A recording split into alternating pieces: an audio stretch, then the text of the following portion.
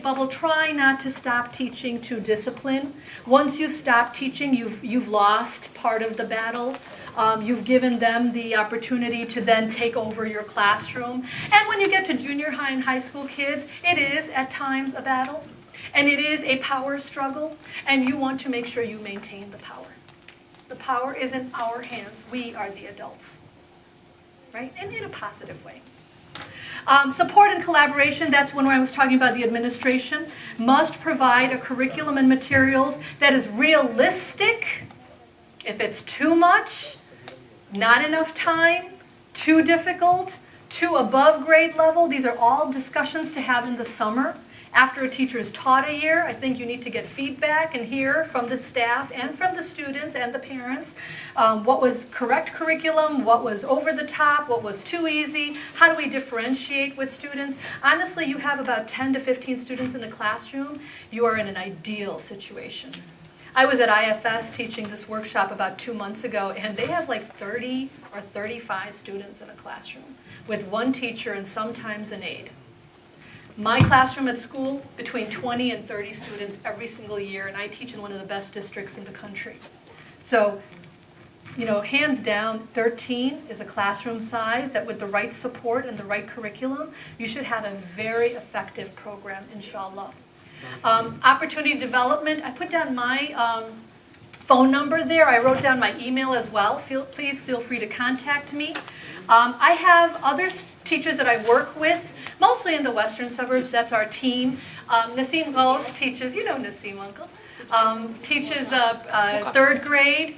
Tanya Abdulmonim and Kaiser Minhas teach at Nikwa Valley. They teach high school. And Nur Khan, mashallah, also is another teacher in our district. When we come back next year, it's not going to be just me. We're going to come back in a group of at least 2 to 3 of us so we can break up into smaller groups and tackle the issues at the different grade levels and in the different content areas. You want to do a little bit of both. Let's all the 4th grade teachers get together, but then let's all the Arabic teachers get together too, so we can troubleshoot both areas. We need collaboration between teachers in the same content area, teachers, students, and parents. There should be a clear parent orientation. Again, the more professional we look, yes, there's going to be some parents who've known us from way back when and know we're not going to be on time. But that's okay, slowly. Not this year, but next year. Not next year, but the year after. If we stay professional, if we stay on time, if we promise we let you out before 3:30 and we get you out on time, then maybe next time we'll have more of a buy-in from parents and other staff members and students. So I'm done. Thank you so much for being my prisoners and listening to me. May Allah subhanahu wa ta'ala guide us. I cannot say enough.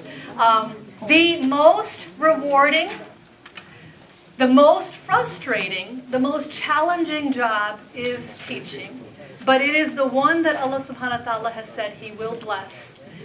Learning is the first word that the Prophet was told. Iqra, read. Read because you know not and I will teach you. But if you try, I will teach you. So please enjoy what you do. Know that you won't be always appreciated here, but maybe at another time. So I have some gifts since you won't be appreciated all the time. Which of you has been teaching the longest? Who's been teaching for more than 20 years at a Sunday school or Saturday school? Sunday school, Khader uncle? Khader uncle? Okay. Another game I play is I will play where I write down questions on a beach ball or a football right on here. And then they play hot potato. And when the music stops, and the music is always a good Islamic song, then I ask, wherever your thumb is, whoever's got the ball, wherever your thumb is, answer that question. So I've never played ball with him. Gonna get this other uncle. MashaAllah. Who's the youngest teacher? The teacher who just started this year. A couple of you said it just started this year. Just started this year. MashaAllah. MashaAllah. May Allah subhanahu wa ta'ala reward you for your first year. And may your students, first year here, may your students come back 20 years from now and say how you were a big role model in their lives. Who has a wedding anniversary near this date? Anybody have a wedding anniversary near this date? Anybody getting married near this date? Who's Who's been married the longest? Father, uncle. You can't go home with all the presents. How long? How long? I got married before him. Mashallah, mashallah. Here, you can do just to you and your bride. Could we end with the dua, or should we ask questions? Is there any questions? We'll take a 5-minute break, then we'll do question and answer. Do you want to do a break, or do you want to just end? Yeah, let's end. The thing is, we need those things to be signed. That's right. And then I need to thank some people who came, and then we'll just wrap Would up that be all questions. right if we just took a quick 5-minute break? I 5-minute sign break. these, and then we come back for about 5 minutes? Yeah. Okay. Thank you. Okay. Fawzia Mirza, Naima Khan, and Rafa Siddiqui. Who are you guys? Can you raise your hand? Thank you so much for coming to our program. We really appreciate it. The people who were involved in the planning and organization of this activity today, I want to recognize them because they really did an outstanding job. Brother Abdul Javed, please raise your hand. Thank you. Mr. Muhammad and Mrs. Azra Ahmad. Where is your husband at? Okay, back there. Mr. Mehmed Moeddin, of course everybody knows you. Dawood Bhai in the back, raise your hand. Khadar uncle, as we know. And Mr. Abdul Haq. Thank you so much. All these people are very active and very supportive of the whole event. And we thank Dilara for coming from Naperville for this program. And I really suggest everybody right now is to fill out these forms that is in each packet. And while we're leaving today, please give it to the registration in the back there so we know who came today, how did you like the activity, and how we can improve it. Because we always need feedback as to how we can improve. And just by show of hands, how many people would want to see Sister Dilara come back in August? Dilara? You're too kind.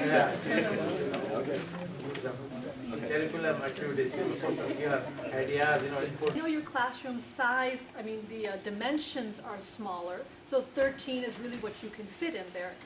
Other schools don't have the liberty or the luxury of doing 13. As I said, IFS is teaching 600 plus students every Sunday morning.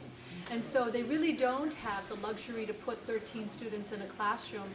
So they put 30 with an aide. I think anywhere between 10 and 20 to one teacher, depending on the age. It also, there's many factors. One is age, one is what is your overall size of the school, your community, how many people are enrolled, how much staff do you have, how much training does your staff have before they go into a classroom. For someone who's not coming from the education field at all, or who was not raised in America so they don't understand the dynamics of an American classroom, I would say less than 20 is very important. 15 is probably good. But for someone who maybe has some background, who's been doing this for a while, is known to be effective, they can manage 20 to 22 students. Less than 10 is also not ideal. And the reason is because for a good discussion,